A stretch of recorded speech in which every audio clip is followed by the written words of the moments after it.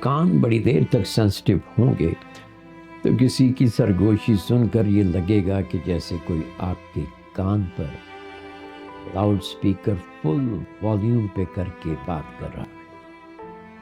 پھر لوگوں کی ہر بات بری لگتی ہے۔ جب تیزی سے سانس اندر لیں گے تو کچھ معدے میں بھی جائے گا۔ اسے ایروفیجی کہتے ہیں۔ لوگوں کو لگتا ہے کہ گیس ہو گئی۔ جب تیز سانس لینے کی وجہ سے سانس لینے میں مشکل ہوتی ہے تو لوگوں کو لگتا ہے کہ ان کا دم گھٹ رہا ہے، اور وہ کہتے ہیں گیس کا گولا چھاتی تک پہنچ گیا۔ اور جب تیزی سے سانس لینے کی وجہ سے دماغ میں صاف ہوا یعنی آکسیجن کی زیادتی ہو جاتی ہے تو سر چکرانے لگتا ہے۔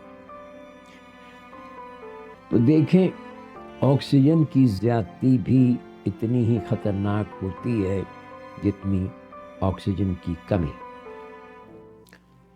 جب یہ ہوتا ہے تو لوگوں کو لگتا ہے کہ وہی گیس آپ سر تک پہنچ گئی۔